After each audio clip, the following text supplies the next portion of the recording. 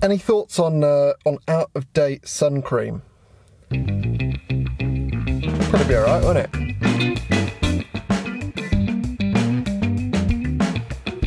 Hello everybody, and welcome to a very exciting video today. Exciting for a couple of reasons. First, the sun's out, so not great for photography, but my skin's loving it. The second is that, well, this video is sponsored by Lumix, but it's not just any video sponsored by Lumix. This is a video that, well, a number of you have been asking me about for a long, long time, and, well...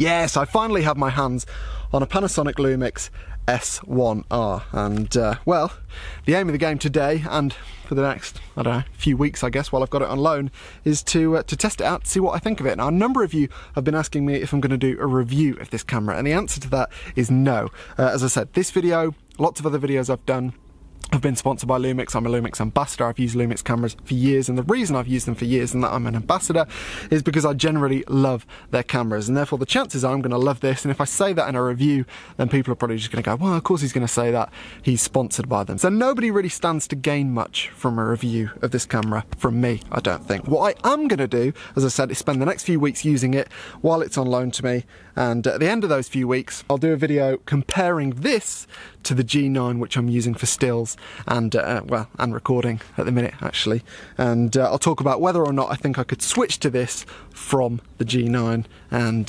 well, if that is or isn't the case, what my reasons are for it and the conclusions I come to over the next few weeks. That's basically the aim of the game today and the few weeks going forward, as well as trying not to get sunburnt with my dodgy sun cream.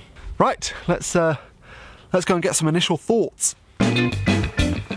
Tell you what, actually, also, beautiful part of the world, this Peak District in May doesn't really get much better, I don't think.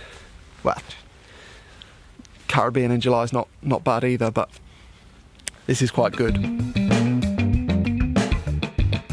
Good news, I found some shade, which means you can probably see my face. In fact, bad news for most of you, I'd have thought, I'm sure. Lots of you don't want to see my face. Anyway, the first time I picked up this camera at the photography show, I heard lots of people remarking that it kind of feels like a G9 that's been put on steroids, and I actually don't think that's the case. I think this looks like it's eaten a G9, and in fact I should be filming on my G85 now to show you the difference between this and the G9, but I'll do that in the conclusion video I do in a few weeks. So yeah, significantly bigger, and I guess the size and the weight of the camera is more obvious to me because I've been using Micro Four Thirds pretty much exclusively for a couple of years now. But it's not just the size and weight that I've noticed kind of early on in my testing proceedings. The other thing that I've noticed after just 5 minutes of shooting with the camera is how strange it feels to me to be shooting in a 3:2 aspect ratio after 2 years of shooting 4:3. I love 4:3. It's one of the main reasons that I switched to Micro Four Thirds, and I know it's very, very simple on any mirrorless camera to change the aspect ratio. But of course, if you do that, you're not maximising your use out of the sensor on a sensor that isn't natively 4:3. So of course, the argument would be on a camera like this with 47 megapixels, whether you need to get the maximum resolution out of the sensor. I mean, there's plenty there, but if you're going to carry a camera of this weight and size around, then I would assume you would want to. And on the subject of resolution, sort of, is another thing that I'm really intrigued to test on this camera, which is stabilisation, and whether or not it can match the stabilisation in the G9, which is one of the reasons I switched to the G9, the 5-axis image stabilisation, the in-lens and in-body stabilisations working together. Because as you know, if you follow this channel for a while, I despise tripods. I try at every single opportunity I can not to use a tripod, and so if I can get sharp handheld shots with this in the same way I can get with the G9, I'll be very impressed. If I can't, well, that kind of rules this camera out for me, because there's no point having all that resolution and all that dynamic range if you can't get a sharp handheld shot. I mean, that's just what I think. I know plenty of people don't have a problem with tripods. I have a very unhealthy problem with tripods.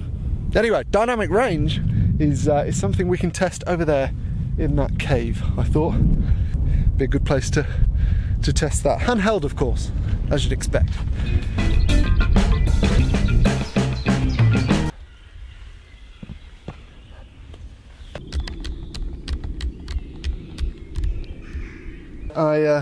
I came here for the first time on New Year's Day, so 5.5 months ago, with Emily.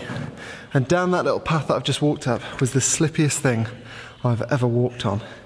Absolute nightmare because I had my camera with me. Luckily, the G9 is built very well, as is this tedious link or what. But yes, do you remember the days, probably 4, 5, 6 years ago now, when people wouldn't go near mirrorless cameras because they thought their DSLRs were more indestructible, and they had an absolutely massive point.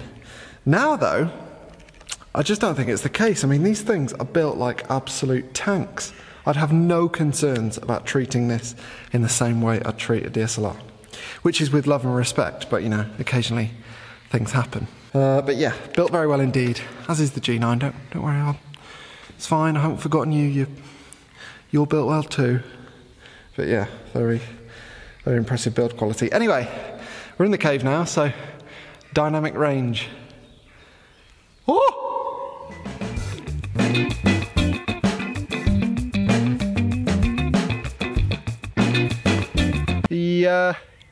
This sort of flippy, well, it's not flippy, this, I don't know what you'd call it, this screen, I imagine, has been designed with toughness in mind as well. I imagine that's the reason that you don't get a fully articulating flippy outy screen like you get on the G85 and the G9. Again, I should have bought the G85 so you could see me demonstrating on the G9, but I'm sure most of you know what the flippy outy screen is.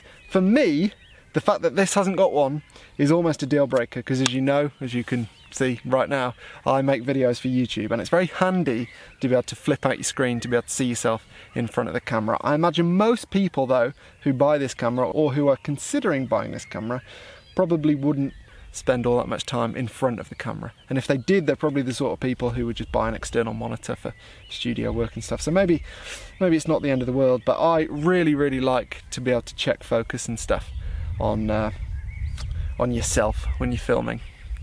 The irony of this is probably that it's out of focus, I imagine, but there we go. Anyway, yeah, bit of a shame that this doesn't have a fully articulating screen, but it's quite clever. I think other cameras have got this design too. I mean, I say all that, this camera's a bit on the heavy side, I imagine, to be walking down the street vlogging with it, so perhaps it's not the end of the world.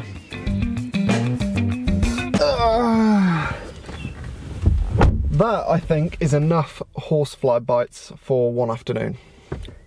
They really hurt. Anyway, to sum up my 3 or 4 hours so far with this camera, I'm very impressed. As I said, it feels very solid, and if you're moving to this camera from a G9 or a G90, something like that, you'll feel very at home very quickly, because all the buttons roughly are in the right place. One of the biggest reasons that I fell in love with Lumix cameras was because that is very much the case. To me, I find the ergonomics are great. I find that they feel like they've been designed by photographers, which is a big thing for me, and ergonomics to some extent are a personal preference, but as I say, for me, the cameras always feel comfortable and the buttons always feel like they're in the right spot. If you are moving to this camera from a G9 or a G90 or something of that ilk, just be prepared for this camera to make you feel like you've got borrower's hands, because, well, it is quite big. The 3:2 aspect ratio threw me for a little bit, as I said. What else is there? I don't really know what the image quality is like because I've not seen any of the files yet. What I will say though is that I had a sneak peek at the low light stabilization stuff that I was doing in the cave, and the images on the camera at least look very sharp, so I'd be interested to take a closer look at those. So yeah, first few signs are good. Another thing I will say actually is that this camera, it doesn't feel like a first generation product. And what I mean by that is that this is a new camera, it has a new lens mount, and it has a new lens in front of it.